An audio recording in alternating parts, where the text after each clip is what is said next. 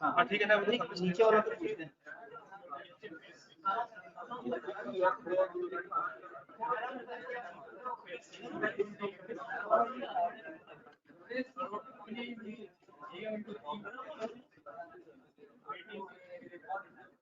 अस्सलाम वालेकुम जनाब। ऑनलाइन वाले हजरात, आवाज, स्क्रीन, कैमरा तीनों चीजें क्लियर है? बेहतरीन हो गया अल्हम्दुलिल्लाह। आज जो है वो प्रोसेसिंग टाइम थोड़ा सा और कम, और नीचे जो है वो बस उस टाइम पे रश लगता है कि क्लास निकल रही होती है, क्लास एंटर हो रही होती है, वो एक नेचुरल रश है, ठीक है, वो 5-1 मिनट की टोटल है। तो कल आप लोगों ने घर जाके थोड़ा सा पढ़ा, फिर 50 मिनट बाकी 50 मिनट में से जो बच गया था टाइम, उसका क्या किया? दोबारा पढ़ा, फिर से पढ़ा, बार बार देखा, एक एक लफ्ज पे गौर किया, ऑफर की डेफिनेशन पे उलझे रहे 20 मिनट तक, फिर रट्टा मार लिया। जी जनाब, ऑफर की डेफिनेशन थोड़ी सी तकलीफदेह चीज है, जो कि अभी मैंने आपको कहा था कि आपने नहीं पढ़नी, लेकिन क्योंकि मैंने कहा था नहीं पढ़नी तो आपने लाजमी पढ़ी होगी, परेशान भी रहे होंगे, फिर समझ आया होगा कि उस्ताद ने किसी वजह से मना किया था। तो खैर आपको समझ आ गया। असल में हम एक दफा एसेंशियल्स पूरे पढ़ लेना, तो फिर उस डेफिनेशन की तरफ आते हैं कि अच्छा वो डेफिनेशन कहना क्या चाह रही है। तो मुझे बताइए, फिजिकल ऑडियंस में से कोई सवाल एग्रीमेंट और कॉन्ट्रैक्ट का फर्क समझ आया? एग्रीमेंट ऑफर और एक्सेप्टेंस को कहते हैं। कुछ और एसेंशियल भी हैं, लेकिन अभी हम उनकी बात नहीं कर रहे। और ऐसा एग्रीमेंट जिसमें लीगल बाइंडिंग ऐड हो जाए, यानी जो एनफोर्सेबल हो, जो अदालत में ले जाया जा सके, इसको हम कहते हैं लीगल बाइंडिंग, इसको हम कहते हैं एनफोर्सेबिलिटी। तो फिर जो अदालत में ले जाया जा सके और वो सारा कुछ इस तरह से लीगली बाइंडिंग हो, उसको हम कह देते हैं कॉन्ट्रैक्ट। तो एक वैलिड कॉन्ट्रैक्ट के लिए उसमें बहुत सारी शर्तें होना जरूरी है, ऑफर हो, एक्सेप्टेंस हो, लीगल हो, कोई डाउट ना हो, पार्टीज फ्री हो, बहुत सारी और चीजें हैं, अलग अलग एसेंशियल, जो कि हम 2-3 चैप्टर्स में पढ़ते जाएंगे इंशाल्लाह। इस वक्त जिन दो एसेंशियल्स को हमने पकड़ा है वो ऑफर और एक्सेप्टेंस। ऑफर के ऊपर हम लोगों ने बात शुरू की थी और हमने कहा था कि ऑफर में कम से कम 2 बंदे होने चाहिए, ऑफर सर्टेन और डेफिनेट होनी चाहिए, वाज़ेह वाशगाफ अल्फाज में, बड़ा क्लियर कट हर बात दी हुई हो।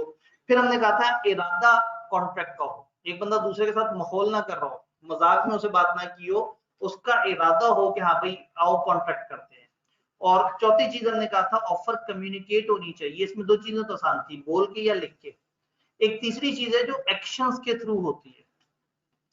ये ऐसे ही है जैसे एक बंदा जो है वो आपके पास, आपके सामने रेडी लाके खड़ी करता है, उस पे आम सजे हुए हैं, और एक जो है वो नोटिस लगा हुआ है 100 rupees per KG not negotiable.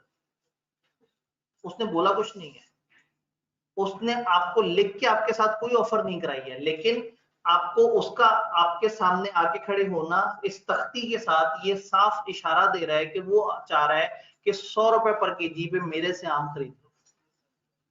तो कभी कभी ऑफर लिख के होती है, कभी कभी ऑफर बोल के होती है, और कभी कभी एक्शंस के थ्रू होती है। कल हमने इसकी एग्जांपल देखी थी कि अगर एक रूट की बस जिसका एक डेफिनेट किराया है वो आपके पास आके रुकती है, तो तकरीबन उसकी तरफ से एक ऑफर है। इस तरह की ऑफर को हम क्या कहते हैं? Implied offer. इम्प्लाइड का क्या मतलब था? समझी जाएगी, ऐसा कंसिडर किया जाएगा कि ये बंदा ये वाली ऑफर देने की कोशिश कर रहा है। क्लियर? यहां तक फिजिकल ऑनलाइन किसी भाई का कोई सवाल? सब क्लियर है? पक्का? आगे चलें, बातें तो मजे की लग रही हैं, थोड़ी सी तकलीफ तो ऐड करें ना इसमें। ठीक है जी, आगे चलते हैं। ऑनलाइन में कोई सवाल? सब सुकून है? कैमरे का जी, आप लोगों को कैमरा भी नजर आ रहा है ना? कैमरा, आवाज और स्क्रीन डन, बेहतरीन हो गया। कहानी को थोड़ा सा आगे बढ़ाते हैं। ये जो आपने ऑफर दी है, इस ऑफर में एक तो आपकी नीयत होनी चाहिए कॉन्ट्रेक्चुअल इंटेंशन की, दूसरा जिस बंदे को आपने ऑफर दी है वो एक स्टेटमेंट नहीं होनी चाहिए, एक सवाल होना चाहिए। ऐसा ना हो कि मेरा दिल करता है कि मैं तुम्हें 2 किलो क्या बेचे थे हमने कल, ऑरेंजेस, 2 किलो ऑरेंजेस तुम्हें 100 रुपए के बेच दूं, मेरा दिल करता है, ये ऑफर नहीं है। मैं चाहता हूं कि तुम्हें 2 किलो ऑरेंजेस 100 के बेचूं, क्या ख्याल है तुम्हारा, तुम क्या कहते हो, कबूल है कि नहीं है, ये ऑफर बनेगी। यानी ऑफर में इरादा होना चाहिए दूसरे बंदे की रजामंदी हासिल करने। ऑफर को तब ऑफर कहेंगे जब आपने एक ऐसी स्टेटमेंट दी है जिसमें दूसरे बंदे से आप एक रिस्पॉन्स मांग रहे हैं। ये एक सिंपल सा जुमला नहीं होना चाहिए कि हाँ भाई मेरा तो अक्सर इस तरह से दिल किया करता है। ये एक ऑफर हो, ऑफर मतलब पेशकश कि हाँ भाई जिसके जवाब में या वो ठुकरा दे या वो एक्सेप्ट कर दे, कुछ ना कुछ उसकी तरफ से रिस्पॉन्स आए।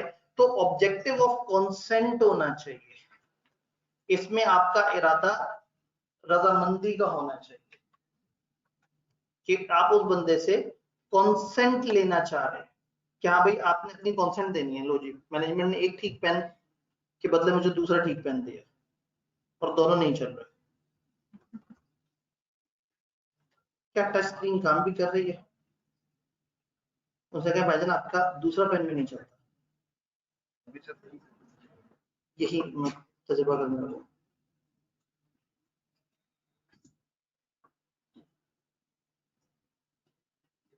काम रिजेक्शन तो नहीं हुई, क्योंकि ये तो बिल्कुल नहीं, कोई नहीं हो रहा, सेंस नहीं हो रहा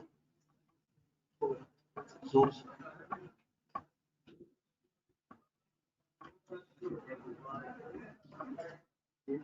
खाना में ऐसे करते थे, चल पड़ता था।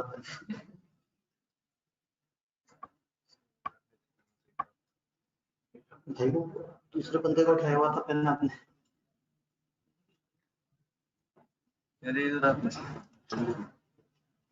अच्छा कोई पेन नहीं चल रहा, उन्होंने कोई एक इशू तो रहना चाहिए मुसलसल। शायद उंगली से भी नहीं लिखा जा रहा, नहीं तो मैं कुछ ना कुछ, जब गंदा ही लिखना है तो ये पेन नहीं है, ये उंगली है। ठीक है, मैं कामयाब हूँ।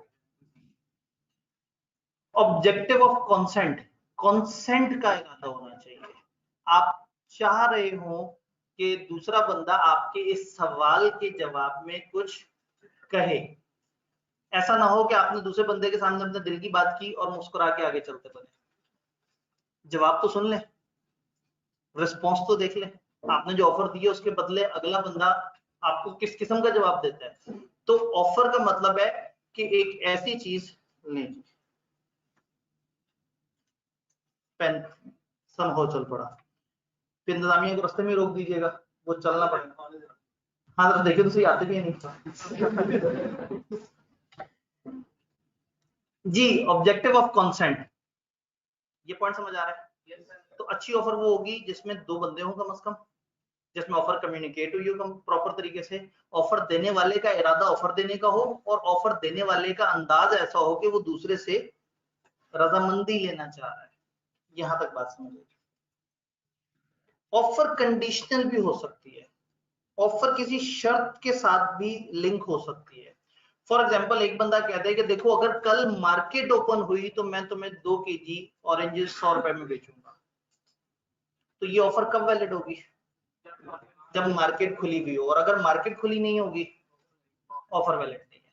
तो ऑफर कंडीशनल भी हो सकती है, ऑफर डिपेंडेंट भी हो सकती है, may be subject to some condition. कुछ कंडीशंस की मातहत हो सकती है, उसमें कुछ ना कुछ कंडीशंस हो सकती है। तो ऑफर में कभी कभी एक बंदा कह सकता है कि अगर फलाना शर्त पूरी हो गई तो मेरी ऑफर वैलिड है, और अगर वो शर्त पूरी नहीं हुई तो मेरी ऑफर वैलिड नहीं है।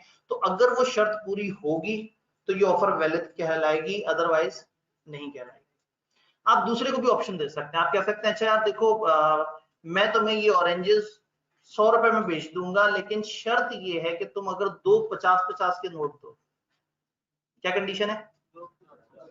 अब अगर अगला बंदा 100 रुपए का नोट दे दे तो ये बंदा कहेगा नहीं भाई मैंने आपको शर्त बताई थी। हाँ अगर इसरार ना करे और एक्सेप्ट कर ले तो एक अलग बात है, लेकिन अगर आपने कुछ शर्त बताई है तो वो शर्त पूरी होगी तो ऑफर वैलिड है, वरना वो वैलिड नहीं। तो इसमें ये सोल डिस्क्रिशन है ऑफरी की कि वो एक्सेप्ट करे या रिजेक्ट कर दे। आपने कहा 2 50-50 के नोट, उसकी मर्जी हो गई नहीं भाई आपने अजीब सी बात कर दी, मैं जा रहा हूँ आपके पास। या आपने कह दिया अगर कल मार्केट खुली होगी तो ये बात होगा, तो हो सकता है कि यार अगर कल पे बात जा रही है, अच्छा रहने दो, मैं किसी और से डील कर लेता हूँ। तो ऑफर देने वाला ऑफर में कोई शर्त रख सकता है, शर्त पूरी होगी तो ऑफर वैलिड है, शर्त पूरी नहीं होगी तो ऑफर वैलिड नहीं है। और शर्त का मतलब एक कंडीशन है जो भी अननोन है, कल मार्केट खुलती है नहीं खुलती पता नहीं, उस बंदे के पास 2 50-50 के नोट हैं या नहीं है कोई पता नहीं, तो ऑफर में कुछ ना कुछ कंडीशंस हो सकती हैं। कंडीशनल ऑफर लैप्स कर जाएगी जब वो कंडीशन एक्सेप्ट ना की जाए, जब वो बंदा 2 50-50 वाली बात पे नहीं मान रहा या वो कल वाली बात पे नहीं मान रहा, तो ये ऑफर फारिग है, क्योंकि ऑफर डिपेंडेंट है कंडीशन पे। ये बात समझ आई? जब भी इस किस्म की कंडीशन हो स्पेशल किस्म की, तो आपने उसको कम्युनिकेट भी करना है। अगर आपकी ऑफर में कोई खास शर्त है, इस ऑफर में मैं आपसे ये एक्सपेक्ट कर रहा हूँ, ये एक्सपेक्ट कर रहा हूँ, तो आपने ये शर्तें प्रॉपर तरीके से अगले बंदे को कम्युनिकेट करनी है। हम बिजनेस लॉ में थोड़ा पढ़ते हैं, लेकिन उसके अंदर से सिनेरियो बन सकते हैं। तो हो सकता है एक सिचुएशन आए जिसमें एक स्पेशल कंडीशन और वो कहें कि वो बताना आप भूल गए थे, तो आप जवाब देंगे 1 मिनट, ये ऑफर गलत थी, क्योंकि कंडीशंस तो थी लेकिन कंडीशंस की कम्युनिकेशन नहीं थी। तो ये जो हम एसेंशियल जितने भी पढ़ रहे हैं, इनको रट्टा मारने की बजाय इनको हमने जहन में बिठाना है कि हाँ भाई एक ऑफर कब वैलिड ऑफर होती है, वकीलों की तरह बहस करनी है कि हाँ भाई इसमें शर्त तो थी लेकिन शर्त बताई नहीं थी, जब शर्त बताई नहीं तो ये शर्त वैलिड ही नहीं होगी, ये ऑफर ही गलत हो जाएगी। तो स्पेशल कंडीशन अगर कोई है तो आपने लाजमी कम्युनिकेट भी करना है। यहां तक बात समझ आई?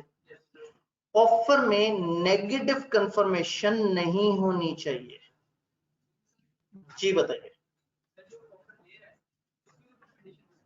जी, जिसको ऑफर दी जा रही है हो सकता है पलट के वो भी अपनी कुछ शर्तें रख दे, बिल्कुल बड़ी मजे की बात की, इसको हम कहते हैं काउंटर ऑफर। इसने दूसरे को कहा हाँ भाई मैं चाहता हूं कि 100 रुपए में आपको 2 केजी ऑरेंजेस बेचूं, उसने कहा मैं चाहता हूं 80 रुपए में डील हो। अब आपकी ऑफर फौत हो गई, उसकी ऑफर आ गई। अब आपको एक्सेप्ट करना होगा कि आपको 80 कबूल है, यानी हो सकता है आप कहें नहीं 90, अभी आपकी तरफ से ऑफर हो गई, यानी ऑफर के बदले में जवाब आने के बजाय मुकाबले पे एक ऑफर आ जाए तो ये काउंटर ऑफर बन जाती है। इससे ओरिजिनल ऑफर खत्म और नई वाली ऑफर वैलिड हो जाती है। अब वो ऑफरर बन गया, आप ऑफरी बन गए। तो अगर जिस तरह से ऑफर डेफिनेट होती है ना, इसी तरह से एक्सेप्टेंस भी डेफिनेट होनी चाहिए। अगर मैंने कहा ये चीज ऐसे है और वो आईनी ही वैसे ही मान ले तो वो एक्सेप्टेंस है, और अगर वो अपनी कोई शर्त रख दे तब उसकी तरफ से ऑफर आ गई। तो जब हम एक्सेप्टेंस में जाएंगे तो उसका जो मेन पॉइंट है वो यही है कि एब्सोल्यूट होनी चाहिए, अनकंडीशनल। जो ऑफर थी बिल्कुल वैसे ही एक्सेप्ट करे तो वो एक्सेप्टेंस कहलाएगी, वरना वो एक्सेप्टेंस नहीं कहलाएगी। डन। नेगेटिव कंफर्मेशन, ये मैं खास तौर पे लिख रहा हूं, नेगेटिव कंफर्मेशन एसेंशियल नहीं है, नेगेटिव कंफर्मेशन नहीं होनी चाहिए ऑफर। ये नेगेटिव कंफर्मेशन क्या है? नेगेटिव कंफर्मेशन का मतलब होता है जवाब ना आने का मतलब है जवाब आ गया। अजीब सी बात, ए ने बी को खत लिखा, उसने कहा जी मैं चाहता हूं कि तुम्हें ऑरेंजेस बेचूं, 3 दिन तक तुम्हारा जवाब नहीं आया तो मैं समझ जाऊंगा तुम्हें कोई एतराज नहीं। नेगेटिव कंफर्मेशन, अगर 3 दिन तक तुम्हारा जवाब नहीं आया तो मैं ये समझूंगा कि तुम्हें इस पे कोई एतराज नहीं है। अक्सर नॉर्मल जिंदगी में होता है, आप दोस्तों से इस तरह से कहते हैं यार अच्छा 2 दिन तक देखो, अगर तुमने इनकार करना 2 दिन तक बता देना, तुमने इनकार ना किया 2 दिन तक तो मैं खुद ब खुद समझूंगा कि तुमने ये बात कबूल है। नॉर्मली तो यही होता है कि इनकार। हाँ, अब नॉर्मल रूल क्या है? नॉर्मल रूल ये है कि ये ऑफर है, खामोश रहने का मतलब इनकार है, और मुंह से इनकार कर देने का मतलब इनकार है, ये चीज अलाउड है। लेकिन एक ऑफर में जवाब ना आने की सूरत में ये समझ लेना कि ये एक्सेप्ट कर लिया उसने, ये नेगेटिव कंफर्मेशन है। तो ऑफर में ये चीज नहीं होनी चाहिए, इससे बहुत कंफ्यूजन फैल जाती है। तो नेगेटिव कंफर्मेशन ऑफर के अंदर नहीं होनी चाहिए। ये बात समझ आई कि आपने किसी को खत भेजा और कहा अगर इस खत का जवाब मेरे तक नहीं पहुंचा तो इसका मतलब है कि सब ओके। अगला बंदा खत का जवाब आपको भेजे और रास्ते में डाकिया फौत हो जाए, पुराने जमाने की बात करें, 150 साल पुरानी, उस वक्त 15-15 दिन तक तो खत ट्रेवल करते रहते थे। तो आप खत पे किसी को ऑफर लिखें और कहें अगर महीने तक तुमने जवाब नहीं दिया, क्योंकि क्या है खर्चा भी तो बचाना होता था कई दफा दोस्तों का। तो एक बंदे ने दूसरे को ऑफर की, उसने कहा देखो ये ऑफर है, बड़ी जबरदस्त ऑफर है, इनकार करना हुआ तो खत में बता देना। तुम्हारा इनकार ना आया तो मैं समझ जाऊंगा कि तुमने सिर्फ खर्चा बचाया डाक का और तुम एक्सेप्ट कर रहे हो इस ऑफर को, मैं माल रवाना कर दूंगा। ये बड़ी खतरनाक बात है, क्योंकि हो सकता है उस गरीब ने फौरन से इनकार का खत भेजा हो और खत रास्ते में डूब गया हो, किसी दूसरे मुल्क बैठा है बहरी जहाज के थ्रू खत आ रहा हो, पुराना जमाना ना, कबूतर फिसल गया और रास्ते में गया, कबूतर से स्लिप हो गया हो भाई। 150 साल पहले मोड ऑफ कम्युनिकेशन यही थे, बहरी जहाज, कबूतर, डाकिया। तो नेगेटिव कंफर्मेशन में ना पता नहीं पहुंची कि नहीं पहुंची, ऑफर भी पहुंची थी या नहीं पहुंची थी। आपने खत भेजा, आपका वाला डाकिया मर गया और महीने बाद आपने माल भी रवाना कर दिया कि हाँ भाई खत भेजा था, जवाब नहीं आया, इसका मतलब है वो भी मेरा ही हम ख्याल है। पता नहीं आप इस गुफ्तगू में से कोई दूसरा मीनिंग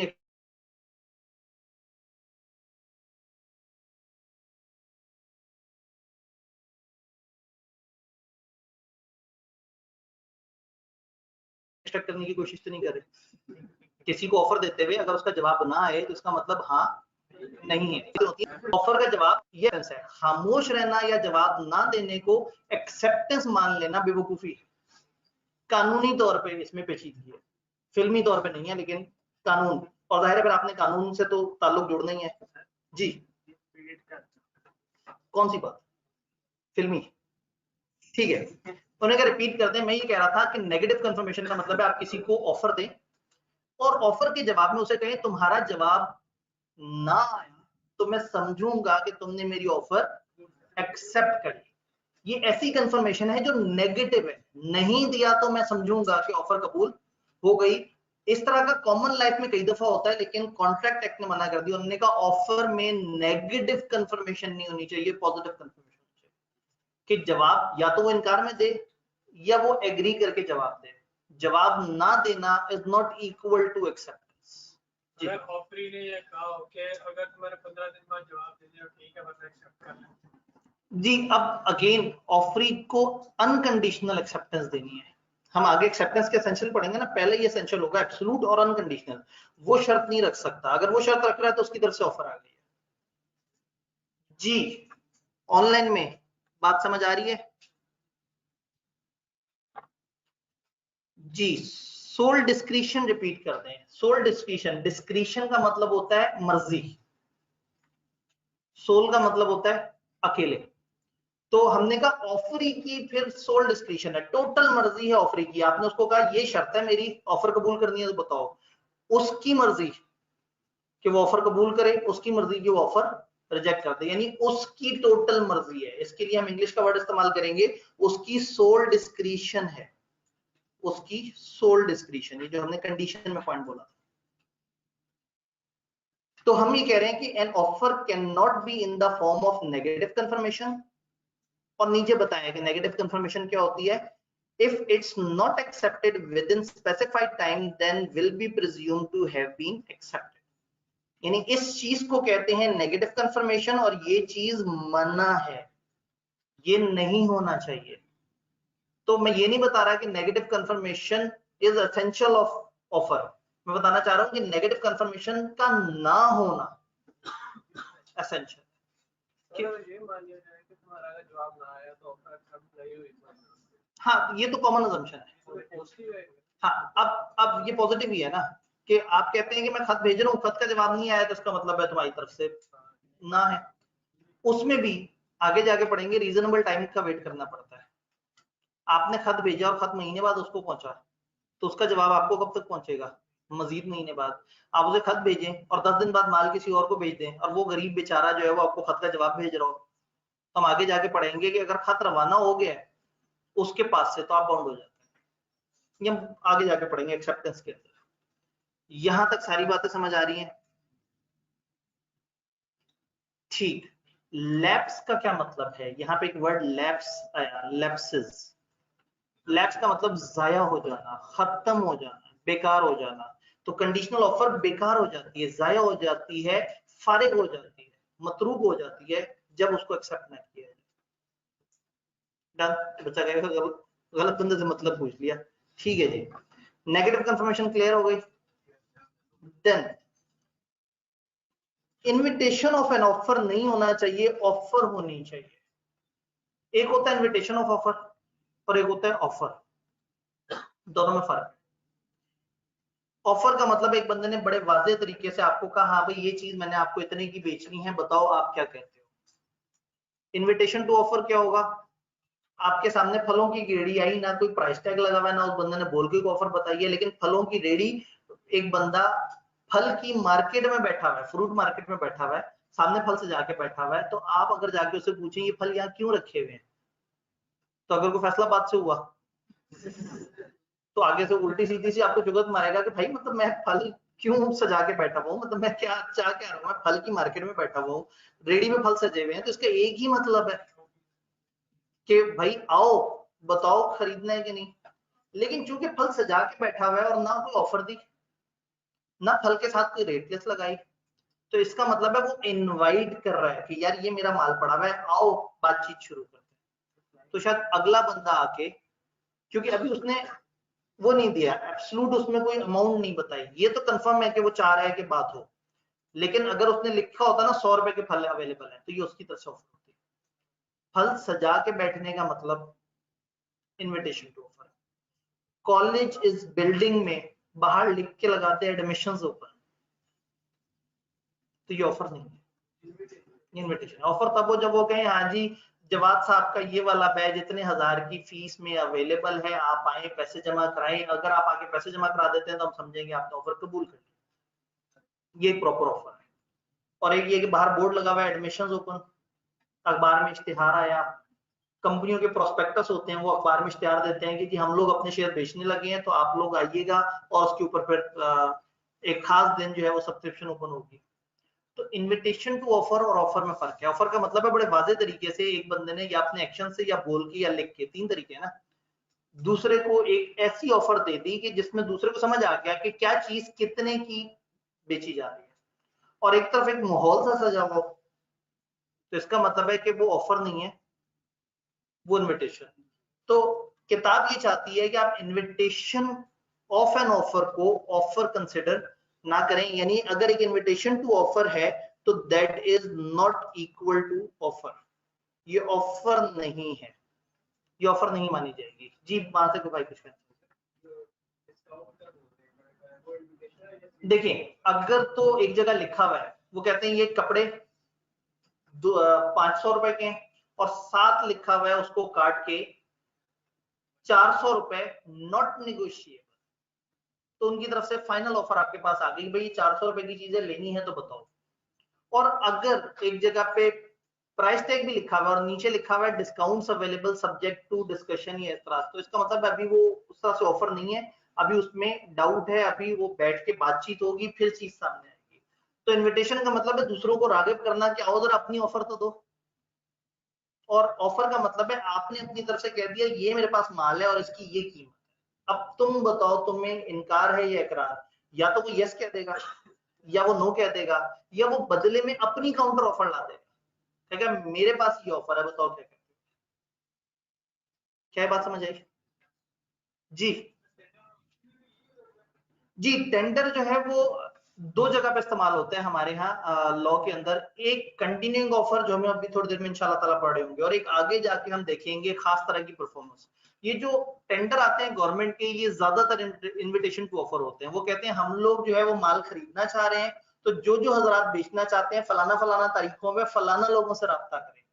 तो ये गवर्नमेंट का जो टेंडर ओपन होता है ये भी एक तरह का इनविटेशन टू ऑफर होता है। और अगर उसमें हर चीज कंक्रीट हो, डिफाइंड हो, ये चीज इतने की, ये चीज इतने की, ये चीज इतने की खरीदनी है, जिसने इतने की बेचनी है हमसे राब्ता करे, तो फिर वो ऑफर बन जाएगा। तो यानी ऑफर, यस ऑफर जिसमें एसेंशियल्स पूरे हो जाए, ऑफर जिसमें क्लियर कट बता दें कि हमारी तरफ से ये चीज इतने की आपके, अब आप बताओ कि आपको हमारी ये ऑफर कबूल है या नहीं, ये एक बड़ा क्लियर कट ऑफर है। और एक तरफ आप कह रहे हैं हम चाहते हैं लोगों से माल खरीदें, आओ जरा हमसे बातचीत करो, तो ये ऑफर नहीं है। बात समझ आ रही है? बड़ा क्लियर कट है, जो माल आप बेच रहे हैं वो और उसकी अमाउंट सर्टन हो, डेफिनेट हो, तो ये ऑफर है। और अगर आप किसी को बुला रहे हैं कि आओ बातचीत करते हैं, आओ जरा देखो तो सही, ऑफर तो कराओ, कोई बताओ तो सही तुम्हारे दिमाग में क्या है, तो फिर ये इनविटेशन टू ऑफर है। तो जो एब्सोल्यूट है, क्लियर कट है, वो ऑफर है, और जिसमें आप दूसरों को अट्रैक्ट कर रहे हैं, वही बात है ना, एडमिशन ओपन का बोर्ड ऑफर नहीं है, वो एक अट्रैक्ट कर रहा है, वो इनवाइट कर रहा है कि आओ अंदर आओ, या हम ऑफर दें या तुम लोग ऑफर दो। बच्चे जज्बात में अंदर आते हैं, अंदर पहले से ऑफर तैयार खड़ी होती है, भाईजान 20,000 का बैच है, 10 एडमिशन ले लेंगे, नहीं आप कहते हैं डिस्काउंट, तो उसके बाद फिर पता आपको क्या होता है। तो खैर वो कहते हैं जी फिजिकल क्लास बड़ी प्रीमियम क्लास होती है। मुझे नहीं समझ आता फिजिकल इतनी प्रीमियम क्यों होती है। चेहरा मुबारक देगा, ये इनको भी तो नजर आ रहा है, कैमरे वालों को भी, और 2 GB उनको थोड़ा सा अटक अटक के नजर आ रहा है। तो कहने का मतलब है कि अगर तो घर बैठने की कंफर्ट हो और घर में पढ़ाई का माहौल बन सकता हो, फिर तो बहुत अच्छी ऑप्शन होती है। लेकिन प्रॉब्लम ये है कि घर में माहौल नहीं बनता। समझ रहे ना माहौल कैसे कह रहे हो, घर में तो पढ़ना ही पड़ता है खाली, यही तो प्रॉब्लम है घर की। घर में हॉस्टल वाला कहाँ से माहौल लेके आएंगे, दोस्त कहाँ से लेके आएंगे, घूमना फिरना कहाँ से लेके आएंगे। कुछ लोग वाकई सीरियस होते हैं, उनसे हॉस्टल में पढ़ाई हो जाती है, पता नहीं हॉस्टल में कौन मुत्तकी परहेजगार लोग हैं जो पढ़ लेते हैं। शायद आज के दौर के हॉस्टल्स के एनवायरनमेंट काफी बेहतर हो गए हों, अब पढ़ने वाला माहौल होता है हॉस्टल्स में। जब सुबह की क्लास लेने कॉलेज आना और रात जहन में ये हो कि कपड़े तो सारे मैले हैं, और फिर रात 1 बजे अचानक से याद है और कुछ कपड़े आप बाल्टी में डालें, उसमें पानी भरें, सर्फ छोड़ दें और सोचें जब सुबह उठूंगा तो ऑटोमेटिकली धुल चुके होंगे। हॉस्टल वाले ऐसे धोते हैं ना कपड़े, सुबह उठेंगे पानी से गुजारेंगे धुल गए होंगे, उन्होंने कौन सी मशीनें चलानी है। लेकिन घर में तो सुकून है, नाश्ता भी सुबह बेड पे लेटे लेटे मिल जाना है, लेक्चर भी लेट के ऐसे नींद दराज होकर देख रहे होते हैं। तो बस वो यही है कि घर में होता है ना तो पकड़े जाते हैं कि पढ़ नहीं रहे, तो इसलिए लोगों को हॉस्टल आना होता है। तो हमने देखा है कि कोविड वाले टाइम्स में, ऑनलाइन क्लासेस वाले टाइम में ICAP के ज्यादा अच्छे रिजल्ट्स आए हैं, और जब आधा फिजिकल आधा ऑनलाइन हुआ तो थोड़े खराब हुए, और ये पूरा ऑनलाइन है और ये पूरा फिजिकल हुआ है तकरीबन, अल्लाह खैर करे, तो इसमें भी मुझे लग रहा है कि रिजल्ट खराब ही होगा।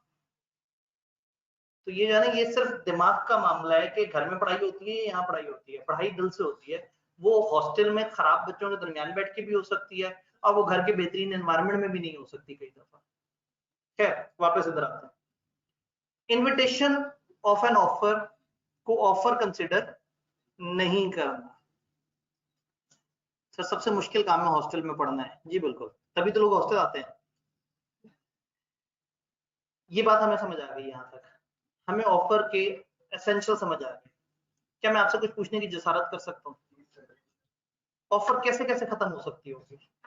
मतलब एक ऑफर आई तो क्या क्या आपके दिमाग में ऑप्शन आते हैं कि इससे ऑफर खत्म हो जाती होगी? काउंटर ऑफर, उसके बदले में ऑफर आ गई, ऑफर खत्म हो जाती होगी। ऑनलाइन वाले जरा आप भी बताइएगा।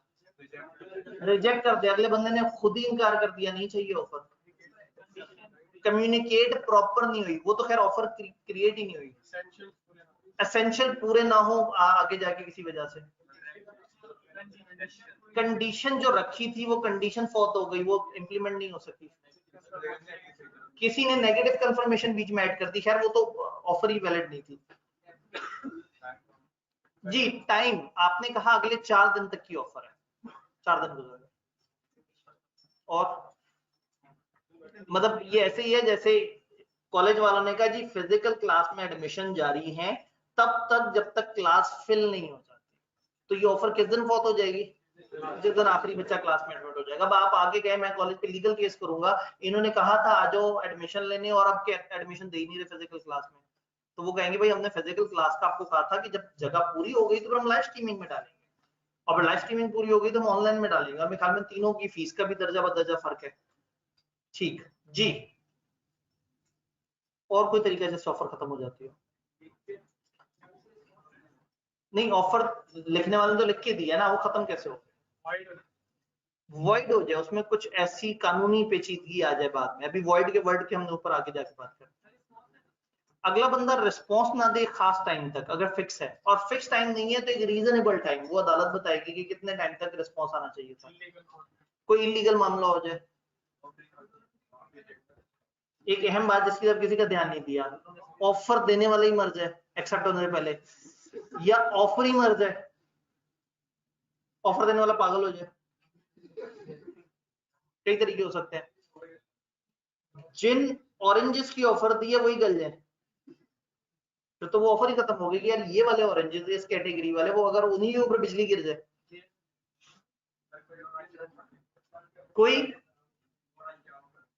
कोई और अच्छी ऑफर, यानी कि वही बंदा अपनी ऑफर को खुद ही से अगर रिवाइज कर दे, बंदा खुद भी अपनी ऑफर विड्रॉ कर सकता है दूसरे के एक्सेप्ट करने से पहले पहले तक, आप अपनी ऑफर को खुद ही से रिवोक भी कर सकते हैं। तो इसका मतलब है छा गए आप लोग। देखते हैं किताब में क्या लिखा हुआ है, और अगर यही बातें लिखी हैं फिर तो आप लोग वाकई छा गए। अल्लाह खैर जी। असल में अलग अलग जगह पे अलग अलग टाइम है, ये वो ऑनलाइन में है ना, वो फिर क्योंकि हम नॉर्मली कोशिश कर रहे होते हैं जिस कमरे में अजान की आवाज है वहां ब्रेक दे देते हैं, यहाँ पे अब मतलब वरना तो फिर तकरीबन हर लोकेशन पे अलग अलग टाइम पे होगा। ये थोड़ा सा एक कानूनी मसला है। ऑफर कैसे कैसे लैप्स हो जाती है, किताब में लिखा हुआ है, revocation before acceptance by the offeree. Offeree की एक्सेप्टेंस देने से पहले पहले ही आप खुद से रिवोक कर दें, खुद से। जी बिल्कुल, तकरीबन आखिरी पेज पे आपको ये बात नजर आएगी, दिखाएं जरा हैंड आउट, सेकंड लास्ट या लास्ट पेज, बिल्कुल लास्ट पेज के एंड पे लिखा है, रेवोकेशन बिफोर एक्सेप्टेंस। रिवोक करने का मतलब है खुद ही से खत्म कर देना, खुद ही से। खुद ही से क्या मुराद है, ऑफर देने वाले ने खुद से अपनी ऑफर खत्म कर दी, तो ऑफरी की एक्सेप्टेंस से पहले पहले ऑफरर ने खुद से रिवोक कर दिया। उसने कहा नहीं, एक ऑफर दी, फिर एकदम से उसे ख्याल आया नहीं यार बोंगी मार दी है, उसने कहा नहीं नहीं नहीं नहीं तुमने एक्सेप्ट नहीं किया, बस खत्म, ये ऑफर खत्म। तो ऑफर एक्सेप्ट होने से पहले पहले आप खुद ही से उसको वापस ले लें, ये revocation. Lapse of time, time गुजर जाए, अगर आपने टाइम स्पेसिफाई किया तो वो टाइम गुजर जाए, और अगर कोई टाइम नहीं बताया हुआ तो रीजनेबल टाइम। रीजनेबल टाइम क्या होता है, देखिए ना, अगर अदालत को पता है कि महीना खत जाने में लगता है, महीना खत आने में लगता है, तो हो सकता है अदालत वाले कहते हैं कि यार एक महीने का टाइम रखो टोटल, ऑफर के भेजने से लेके एक्सेप्टेंस तक। 3 महीने से ऊपर एक्सेप्टेंस नहीं हुई तो समझो ऑफर खत्म हो गई। ऐसा ना हो ना बंदा 17 साल बाद आके कहे हाँ वो आपने ऑफर दी थी, ये ले एक्सेप्ट। तो रीजनेबल कितना होता है ये मुश्किल बात है, हर बंदे के लिए वर्ड रीजनेबल का अलग अलग मतलब है। आज एक बच्चा एक मुझे मेल करे और कहे सर ये एक जरूरी सवाल है, जरा इसका रीजनेबल टाइम में जवाब दे दीजिएगा, तो अगर मैं 3 दिन में भी जवाब दे दूंगा तो वो कहेगा कि हाँ सर ने तो बड़े रीजनेबल टाइम में जवाब दे दिया। एक बच्चा पेपर से पिछली रात 1 बजे एक सवाल व्हाट्सएप ग्रुप में पूछे, सर तैयारी बिल्कुल एंड पे बताएं, अब अगले 1 घंटे में क्या करूं, और मैं 2 घंटे बाद भी जवाब दूं, तो क्या वो रीजनेबल टाइम है? तो इसका मतलब है वर्ड रीजनेबल भी तो बहुत ज्यादा रीजनेबल वर्ड नहीं है। ये जो वर्ड मुनासिब है ना, इंतहाई गैर मुनासिब है। मैं आपको मुनासिब टाइम में जवाब दूंगा, या अगर मेरे से कोई पूछे सर आप व्हाट्सएप में रिप्लाई देंगे, मैं कहूंगा हाँ मुनासिब टाइम में। मेरा मुनासिब टाइम होगा मैं रात 2 बजे व्हाट्सएप खोल के देखूंगा कहाँ कहाँ क्या क्या वो थे और उनको रिप्लाई दे रहूंगा। शायद ये वाले भाई से कोई पूछे व्हाट्सएप का आप जवाब देते उनका मुनासिब टाइम में, शायद ये 15 सेकंड में नोटिफिकेशन आने से सिर्फ जेब से मोबाइल निकालने तक का सफर तय करना हो तो ये शायद जवाब देते हैं। ये दौरे हाजिर के जदीद बच्चे हैं, हम पुराने दौर के जरा पुराने लोग हैं। फिर आप लोग क्लास के बीच में मोबाइल भी निकाल लेते हैं, हमारा मोबाइल भी पता नहीं कहाँ पड़ा होता है, साइड पे कहीं पड़ा हुआ होता है। तो हम जरा कदामत पसंद पुराने लोग हैं, क्लास के अदब एहतराम का ख्याल रखने वाले। तो आजकल के बच्चे जो है वो आते तो मतलब उनकी चेहरे की मुस्कुराहट बता रही होती है कि ताजा ताजा उन्होंने जो स्टेटस डाला था उस पर उनके किसी चाहने वाले ने कमेंट किया। तो वो मतलब बच्चे ऐसे सुकून से बैठे होते हैं, साथ साथ ना ऐसे ये लेक्चर देखें,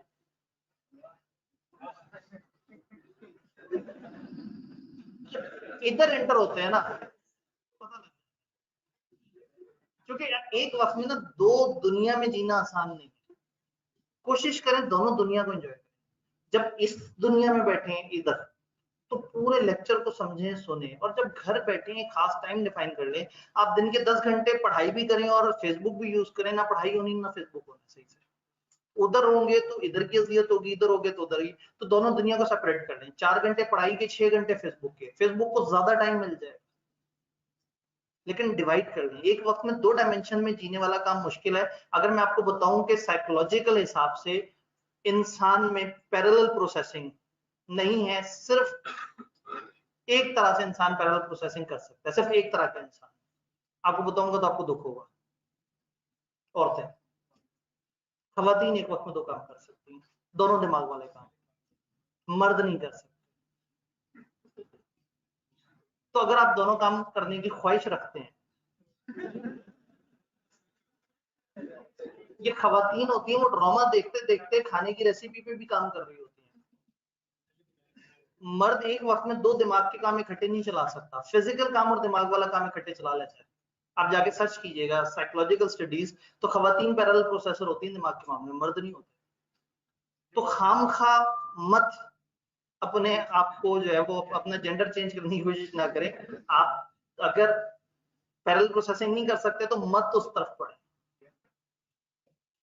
अब पता लगे वो जी इंटरनेट पे वायरल कर दें, सर ने खवातीन को मशवरा दे दिया कि क्लास के साथ साथ फेसबुक यूज कर लिया। ले जी, हम मशवरा नहीं भी देंगे तो उनके दिमाग में काफी सारी बातें चल रही। तो वो ऐसा है, ये बाय डिफॉल्ट ही मर्द का माइंड बड़ा सीधा सीधा सा ना, स्ट्रेट फॉरवर्ड सा। उसको 4 चीजों से ज्यादा घर वाले बता देना घर से बाहर निकलते हुए कि ये लेके आनी है, परेशान हो जाते हैं, कहते लिख के देते हैं जरा।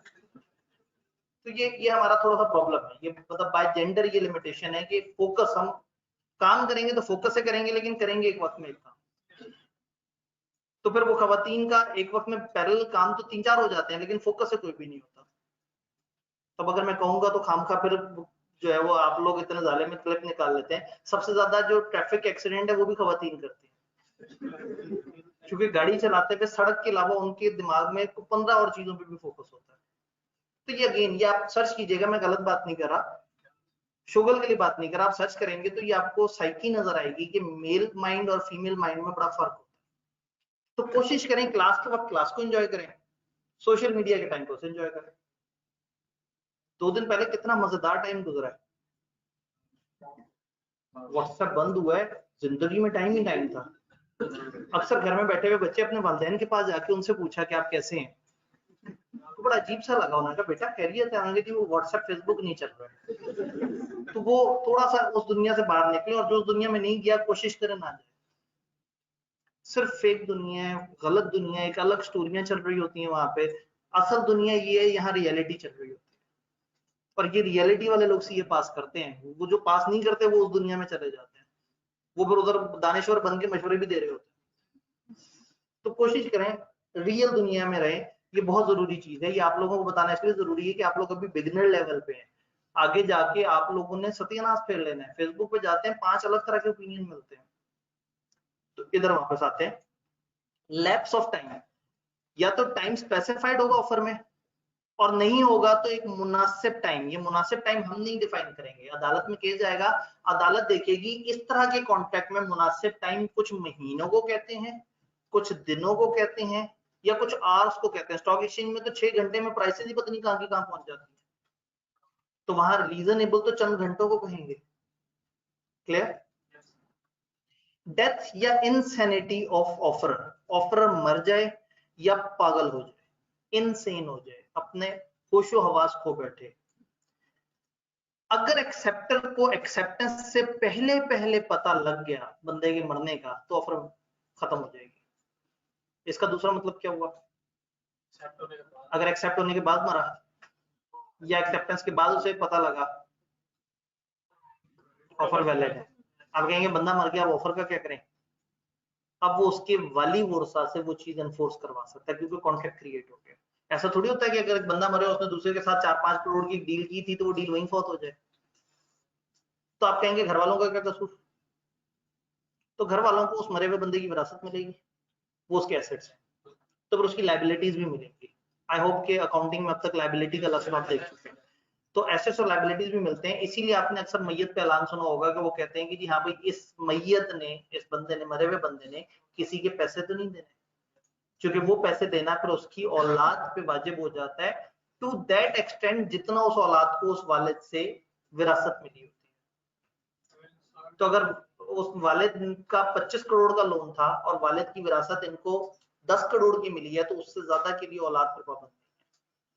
यानी कि लॉ ने भी थोड़ा सा कोशिश की है कि इंसानियत को जरूर ध्यान रखा। तो ऑफरर अगर मर जाए एक्सेप्ट होने के बाद, तो भी कॉन्ट्रैक्ट चलता रहे, और कॉन्ट्रैक्ट फिर एग्जीक्यूट करना होगा बच्चों के।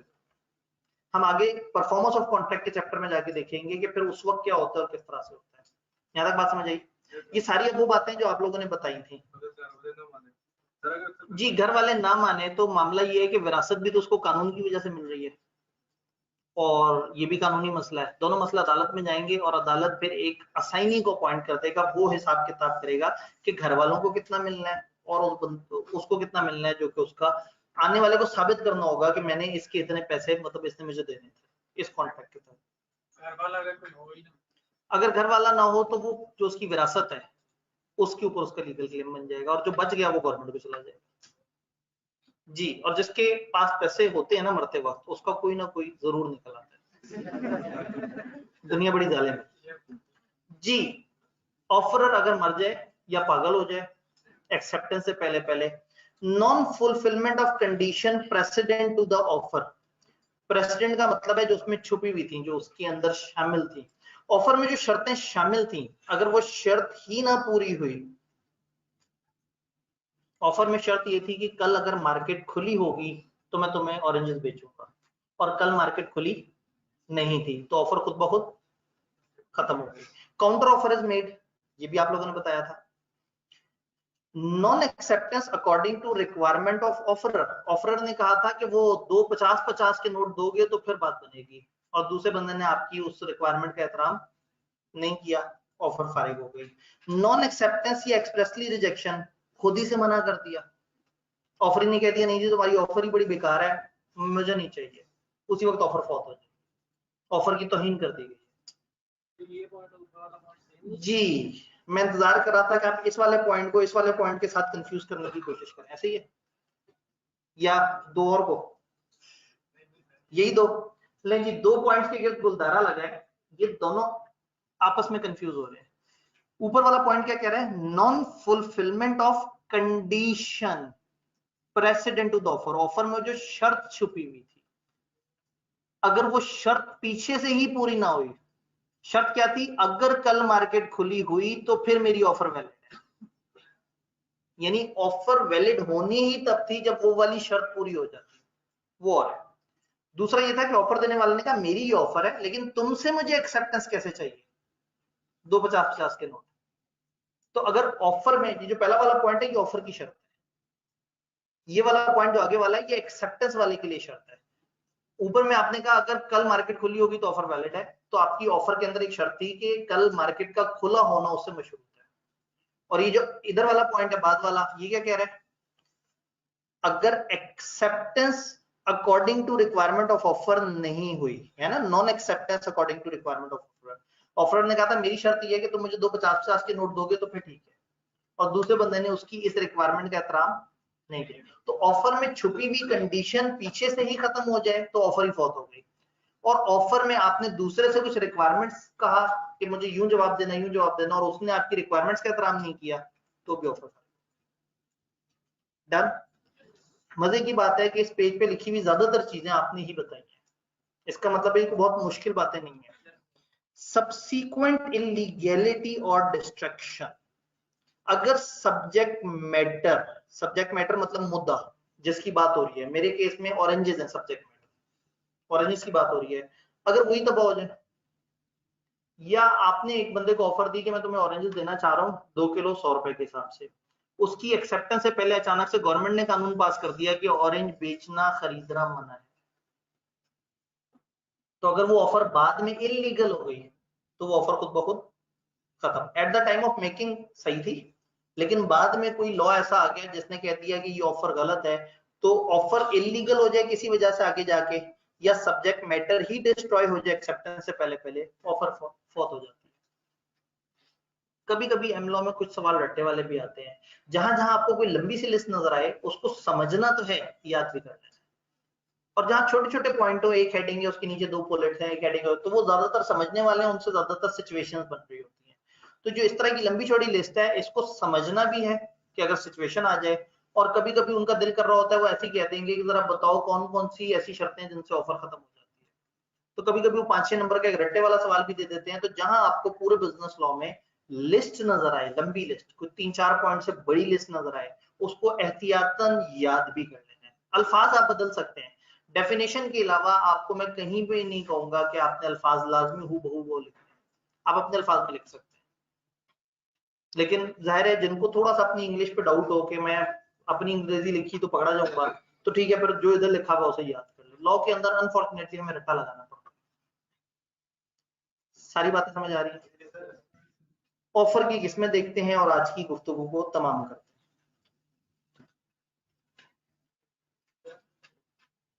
ऑफर पे मैं वापस आ गया।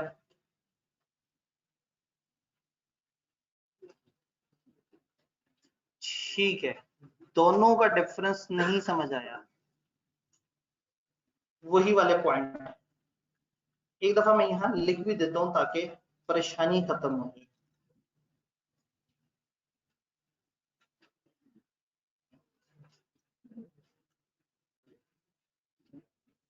कंडीशंस इन ऑफर, ऑफर में जो कंडीशन थी कि ये कंडीशन पूरी होगी तो ऑफर वैलिड है, और यहां पे हम लिखेंगे कंडीशंस फॉर ऑफरी।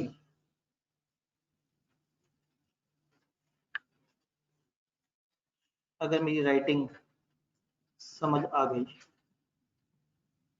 तो ऑफर की कंडीशंस ऊपर वाला पॉइंट है, और नीचे वाला है जो ऑफरी को आपने कंडीशंस दी हैं वो भाई कुछ कहना चाहते हैं। अगर एक्सेप्टेंस के बाद डिस्ट्रॉय हो तो क्या होगा, ये सवाल अब जब जब भी आया करेगा मैं उसका हमेशा एक जवाब दिया करूंगा। ऑफर और एक्सेप्टेंस अगर पूरी हो और एसेंशियल पूरे होना तो बन जाता है कॉन्ट्रैक्ट। चैप्टर 2, 3, 4 ये जो शुरू वाले चैप्टर्स है ना, ये हमें एसेंशियल्स बता रहे हैं कॉन्ट्रैक्ट के। जब ये सारे एसेंशियल पूरे हो जाएंगे तो कॉन्ट्रैक्ट क्रिएट हो जाएगा। क्रिएट होने के बाद क्या होगा उस पे 2 चैप्टर हम अलग से पढ़ेंगे, तो वो आगे जाके हमें पता लगेगा कि अगर कॉन्ट्रैक्ट बन जाने के बाद इस तरह का मसला हो तो उसका क्या ट्रीटमेंट करना है। अभी मेरी इन 2-3 चैप्टर्स में यही अजम्पशन रहेगी कि अभी तक कॉन्ट्रैक्ट नहीं बना, अभी हम उसके शुरू के एसेंशियल्स को समझ रहे हैं। तो वो इंशाल्लाह ताला 2 चैप्टर्स हैं, उसमें उसके कई तरीके दिए हैं उसको डील करने के। जी सेकंड लास्ट क्या पॉइंट था, नॉन एक्सेप्टेंस या एक्सप्रेस रिजेक्शन बाय ऑफरी।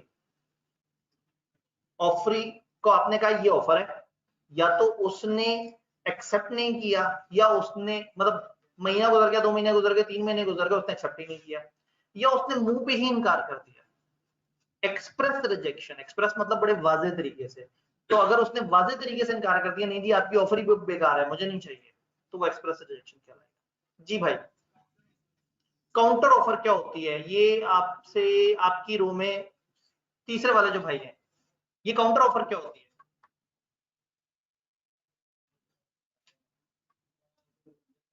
ठीक है, अगर आपने एक ऑफर दूसरे को भेजी और दूसरी तरफ से पलट के कोई ऑफर आ गई कि नहीं यार वो नहीं ये वाली बात, तो ये काउंटर ऑफर कहलाती है। जी ऑफर के लैप्स, ठीक है जी, काउंटर ऑफर का ऑनलाइन में भी सवाल आया हुआ था, दोनों तरफ आंसर हो गया। अब ऑफर की टाइप्स पे चलते हैं। घबराए तो नहीं बैठे, हम रोक भी सकते हैं, कोई मसला नहीं है, हमें बहुत जल्दी नहीं है, बाकी कोई जल्दी नहीं है। हाँ नीचे भी जा। जी नहीं, नीचे तो मैंने 10 मिनट बाद जाना है, और सामने जितना लिखा है 10 मिनट में तो बड़े आराम से हो जाता है।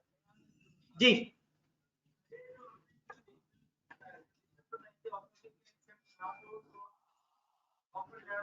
ठीक है,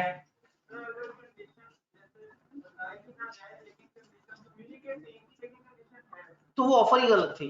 अगर कंडीशंस हो और कम्युनिकेट ना की जाए तो हम मानते हैं कि वो ऑफर ही गलत थी, यानी वो ऑफर हुई ही नहीं थी। तो लैप्स ऑफ ऑफर तब होगा जब ऑफर हो गई थी। अगर एक बंदे ने शर्तें रखी और शर्तें कम्युनिकेट ही नहीं की, तो इसका मतलब है कि वो ऑफर ही मतलब पैदा ही नहीं हो सकी, वो ऑफर ही बन ही नहीं सकी। तो बनती तो फिर बात करते हैं ना कि वो लैप्स कब कब हो सकती है। सारे एसेंशियल्स पूरे होने जरूरी है, सारे के सारे। जी तो कोई स्पेशल कंडीशन नहीं है, एक ऑफर देने वाले ने कोई शर्त नहीं बताई तो इसका मतलब है कोई शर्त नहीं है उसमें, क्योंकि अगर होती तो बताना वाजिब था, और वो ना बताए, वो बताना भूल जाए और बाद में क्या मुझे अभी याद आया और अगला बंदा एक्सेप्ट कर चुका हो, तो बस ही फंस गया, क्योंकि इसने जब बताई नहीं कोई खास शर्त उसने मान लिया। जी अगर रिटर्न में दिया और अगले बंदे ने नहीं पढ़ा, याद करें ऑफर कम्युनिकेट कब होती है, बोली भी जब सुन ली जाए, लिखी भी जब पढ़ ली। तो जब तक पढ़ा ही नहीं ऑफर कम्युनिकेट ही नहीं। अगर उसने पढ़ के साइन कर दिया और उसको समझ नहीं आई तो उसकी गलती, फिर हम उसे बाद में पकड़ेंगे। अभी हम एक्सेप्टेंस तक नहीं पहुंचे, अभी हम ऑफर तक हैं। अभी हम कल अगले बंदे की तरफ भी जाएंगे कि उसकी तरफ क्या खिचड़ी है। जी यहाँ से कुछ जी जी बिल्कुल बिल्कुल ऐसा ही है, ठीक है। देखिए अब इसका मतलब है आप पहुंच गए दूसरे बंदे की तरफ कि दूसरा बंदा आप जवाब दे या ना दे तो फिर क्या होगा। अभी तक हम इस पहले बंदे की तरफ खड़े हैं, हम अभी ऑफर फेंक रहे हैं। कल हम एक्सेप्टेंस की कहानियां डिस्कस करेंगे कि अब दूसरे बंदे ने अब क्या करना है और कब तक रिस्पॉन्स देना है। अभी हम एक एसेंशियल पढ़ रहे हैं ऑफर वाला, जो इंशाल्लाह ताला अभी हमारा डिस्कस होके खत्म हो जाएगा इंशाल्लाह। जी रिटर्न में ऑफर दी है, ठीक है, तो कोई ऑफर्स में इस तरह से वर्ड्स की मोल्डिंग की होती है, ठीक है। अगर हम लोग उस मोल्डिंग में आकर जरा नुकसान वाली ऑफर, अगर एक बंदे ने ऑफर दी और ऑफर में आपको गुमराह करने की कोशिश की हो, धोखा देने की कोशिश की हो, जान के अल्फाज तोड़ मरोड़ के पेश की हो, तो इसके लिए दो वर्ड्स इस्तेमाल होते हैं, फ्रॉड और मिसरिप्रेजेंटेशन। चैप्टर नंबर 4 में इसके ऊपर पूरा यूनिट पढ़ेंगे। अभी हम सिर्फ ऑफर, अभी हम ये सारे एसेंशियल जरूरी हैं। एक चीज ध्यान में रखनी है, आप पहले दिन एक चीज पढ़ के पूरा कानून नहीं समझे। अभी तो हमने सिर्फ एक यूनिट देखा, अभी एक एक करके सारे यूनिट जोड़ेंगे, फिर मैं कहूंगा आप सारे यूनिट पूरे हो गए, लो जी कॉन्ट्रैक्ट बन गया। फिर हम उससे आगे जंप करेंगे, अब कॉन्ट्रैक्ट परफॉर्म कैसे होगा, कॉन्ट्रैक्ट खत्म कैसे होगा। तो अभी तो हम बिल्कुल पहले ही यूनिट पे हैं, ऑफर पे। लेकिन अच्छा ये लगा है कि आप उसको लॉजिकली समझना शुरू हो गए हैं और उस पे वकीलों की तरह डिबेट करना शुरू हो गए, ये अच्छी बात है। लेकिन फिलहाल जितना हमने पढ़ा है बस उसी के दायरे में रह के डिबेट करनी है। अभी बहुत सारी बातें हमने नहीं पढ़ी, अभी ऑफर के साथ बहुत सारी और कनेक्टेड चीजें हैं जो कि और एसेंशियल हैं। मुआवजे पे बात नहीं हुई अभी तक, लॉ पे बहुत ज्यादा डिटेल से बात नहीं हुई, जो पार्टीज कर रही थी वो होशावास में थी या नहीं उस पर बात नहीं हुई, कोई जोर जबरदस्ती तो नहीं थी, क्या कोई कंफ्यूजन तो नहीं थी, कोई मसलो मसाइल तो नहीं थे, क्या लॉ ने किसी जगह मना तो नहीं कर दिया था। अभी सारी बातें होंगी इंशाल्लाह आहिस्ता आहिस्ता, अभी तो स्टार्ट है। अगर तेज पढ़ा तो जल्दी सिलेबस खत्म हो जाए। जी जी ऑफरी लिखा है वो, मेरा ई आपको शायद समझ ना आया। नहीं जी, ये एक सवाल आया है कि वो जो 2 पॉइंट जिनमें मैंने गुलदारे लगाए हैं उनको एक्सप्लेन कर दें। मुझे क्लास में से किसी वॉलंटियर की जरूरत होगी, कोई भाई जो आसान अल्फाज में वाले पॉइंट बता सके, वही 2 पॉइंट। अब हमने फैसला कर लिया है कि आज हमने इतना ही पढ़ना है। जी ये जो गुलदारे लगे हुए हैं, कोई वॉलंटियर क्लास में जो इसमें गाइड कर सके। ज्यादा से ज्यादा गलत बता देंगे, शर्मा क्यों रहे हैं। मतलब अगर लोग ज्यादा हाथ खड़े नहीं कर रहे तो उसका मतलब है सारे घबराए बैठे हैं, तो कोशिश तो करें। ठीक है, वो भाई की तरफ देखते हुए, और आपने बताना है कि आपको समझ आई या नहीं आई। जी में जो है वो कंडीशंस ऑफ एन ऑफर है, ऑफर की क्या कंडीशंस है वो फुलफिल होंगी तो ऑफर वैलिड होगी। सेकंड में रिक्वायरमेंट्स ऑफ ऑफरर हैं, ऑफरर की अपनी जो रिक्वायरमेंट्स हैं उसके ऑफर आप इन मेरी ये रिक्वायरमेंट्स हैं इनको एक्सेप्ट करके आप ऑफर एक्सेप्ट करेंगे। लाइक जैसे सर ने बताया था कि वो कहता है कि मुझे 50-50 में अगर 100 है ना तो मुझे 50-50 के नोट्स चाहिए, वो आप नहीं फुलफिल कर सकते तो कभी वर्ड होगा। बिल्कुल, बड़े अच्छे तरीके से उन्होंने बताया कि जो पहला वाला पॉइंट है वो तो है कि ऑफर में शर्त छुपी हुई है। हाँ, कि अगर ऐसा हो गया तो ऑफर, मतलब ऑफर वैलिड होगी या नहीं होगी उसमें एक शर्त है। वो शर्त है कि फलाना दिन फलाना वक्त, एक बंदा कहता है देखो मेरा बहरी जहाज अगर आ गया टाइम से तो मैं तुम्हें इंपोर्टेंट माल दे दूंगा। अब जब तक बहरी जहाज ने आना ही नहीं है, ये ऑफर तो पैदा ही नहीं हुई। दूसरे में क्या है, आप ऑफर के अंदर ऑफरी को बता रहे हैं कि यार देखो मैं तुम्हें ऑफर दे रहा हूं लेकिन तुमने यूं और यूं करके कबूल करना है। अगर तुमने मेरी इन शर्तों को यूं मान के कबूल किया तो मैं मानूंगा तुम्हारी एक्सेप्टेंस हुई है। तो एक तरफ ऑफर के अंदर शर्त थी कि ऑफर जिंदा ही तब होगी जब वो वाली शर्त पूरी हो जाए। जैसे मैंने कहा कि कल अगर मार्केट ओपन हुई, तो ये पहला वाला है। दूसरे वाले में हम कह रहे हैं कि ऑफर देते हुए हम एक्सेप्ट करने वाले को कह रहे हैं देखो तुम अगर यूं करके बात मान लोगे तो फिर ये ऑफर तुम्हारे लिए वैलिड है। जी यहाँ से भाई कुछ कैंसर पहले पॉइंट में ऑफर और ऑफरी दोनों कुछ नहीं कर सकते, उनको बड़ी मजेदार बात कर दी। पहली वाली बात में ऑफर ऑफरी दोनों के हाथ में कंट्रोल नहीं है। एक कंडीशन है पूरी हो गई तो ऑफर जिंदा है, पूरी ना हो सकी तो ऑफर जिंदा नहीं है। और दूसरे वाले में ऑफरी पे पाबंद है। आपने तो ऑफरी को कह दिया कि देखो मेरा दिल करता है कि 2 50 के नोट हो तब बात बनेगी। अब आगे से ऑफरी अगर सही से एक्सेप्ट नहीं करता तो फिर मसला है। और अब जब हम एक्सेप्टेंस में जाएंगे तो ये वाला पॉइंट वहां दोबारा से रिपीट होगा कि उसने एक्सेप्ट करते हुए एब्सोल्यूट और अनकंडीशनल एक्सेप्टेंस देनी है, उसने आगे से चेंज नहीं कर देना आपकी शर्तों को। जी यहां तक सारी बातें क्लियर? मेरे ख्याल में ठीक है, आपकी बचत हो गई है, कोई मसला नहीं, हमें कुछ जल्दी नहीं है। ये इंपॉर्टेंट चैप्टर है।